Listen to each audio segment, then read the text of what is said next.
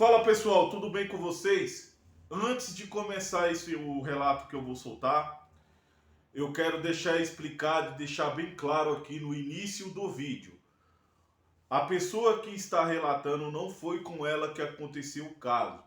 Ela está apenas representando o relato que foi enviado, entendeu? E nenhuma das pessoas que estão na capa do vídeo está relacionada ao fato mencionado.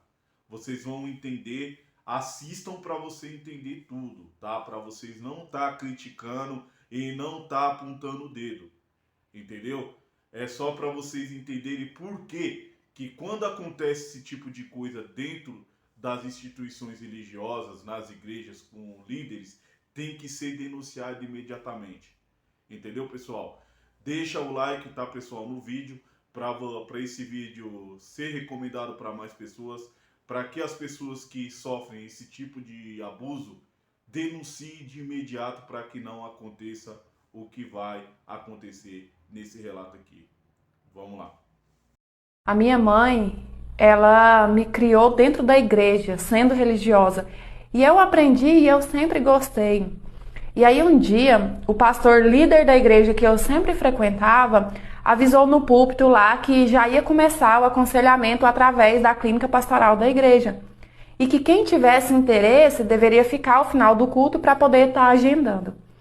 Naquela época, eu estava com 24 anos e a minha família tinha se mudado, a minha mãe e os meus irmãos. Eles tinham se mudado para Poá, uma cidade que faz parte ali da região metropolitana de São Paulo. Eles preferiram comprar uma casa mesmo que sem acabamento, mas pelo menos para poder sair do aluguel, né? Só que eu trabalhava na região leste de São Paulo e aquele percurso ia ficar muito distante para mim. Então eu escolhi ficar no Edícula, na casa de uma tia. Durante a semana, eu fui no aconselhamento porque eu estava passando por vários problemas familiares, eu estava de verdade precisando de uma ajuda, de um conselho, de um apoio, digamos assim. Os meus pais tinham se separado, eu estava com um irmão muito doente, internado, outro irmão envolvido em droga, né? Então o pastor orava por mim, me aconselhava e eu tinha muita confiança nele.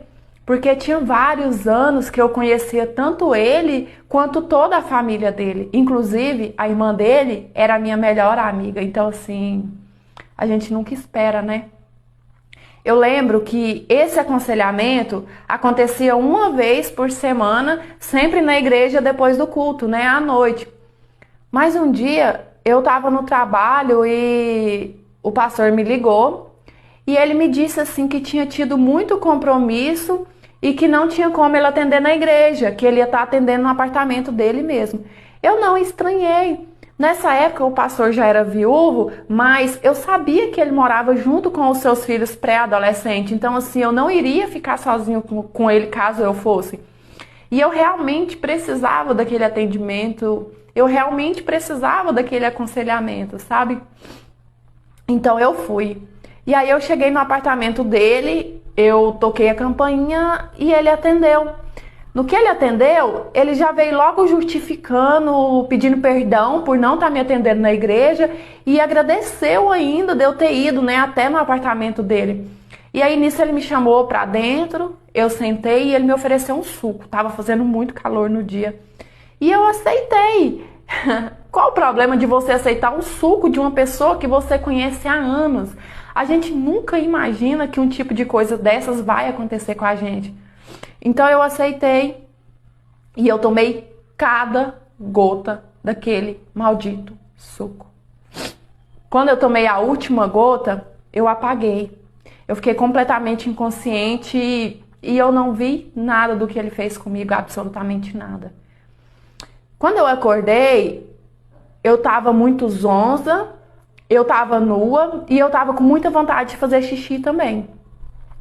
E aí eu lembro que eu vi uma luz assim lá longe, sabe? E eu mesmo tonta, zonza, eu saí caindo, me arrastando até chegar no banheiro. E aí eu fiz xixi e quando eu fui me limpar, eu vi que a minha parte íntima ali estava toda suja de sangue. Então, mesmo confusa com aquela situação toda, ali eu entendi o que tinha acontecido comigo. que o pastor, ele me dopou e ele, né, enfim. Mesmo tonta, mesmo confusa daquele jeito, eu caí em desespero e eu comecei a chorar, e eu chorava de raiva, e eu chorava de nojo, e eu chorava de ódio. E nisso ele veio até o banheiro. E aí eu comecei a questionar ele, e eu perguntei: por que você fez isso comigo? Por que você fez isso comigo? E ele, na maior frieza, olhou para mim e falou assim: eu não fui te buscar. Eu não te trouxe até aqui. Você veio porque você quis. E aí, com muita dificuldade, eu consegui vestir as minhas roupas. E eu lembro que por diversas vezes eu falava para ele assim: eu tô muito zonza, eu tô muito confusa, sabe? Por diversas vezes. Então ele me levou para casa. Eu não sei ao certo o horário, mas ele me levou. E por décadas eu carreguei essa culpa. Eu realmente me sentia culpada por ter sido ingênua, por ter sido burra, por ter confiado nele. E por se tratar de um líder religioso que eu sabia que estava totalmente fora de qualquer desconfiança, eu guardei essa dor só para mim por vários anos. E eu tive que tomar medicamento para depressão, eu tive que fazer várias sessões de terapia, e várias vezes eu tive um desejo muito forte de acabar com a minha própria vida. Em 2019, eu resolvi que eu queria contar, que eu não queria me calar mais, que eu queria que todo mundo soubesse, que alguma coisa acontecesse com ele para ele não continuar fazendo isso com outras pessoas, já que a igreja existe há 35 anos e ele ainda está lá, sendo o pastor presidente. Então eu sei que deve sim ter outras vítimas. Então eu fui até a delegacia da mulher procurar ajuda. E quando eu contei a minha história, quando eu relatei tudo, me disseram assim que eu não poderia mais prestar queixa contra ele, que o crime prescreveu, porque aconteceu em 1992, e que se eu insistisse naquilo, corria risco dele me processar por calúnia e difamação. Eu fiquei tão frustrada quando me falaram isso, tão frustrada.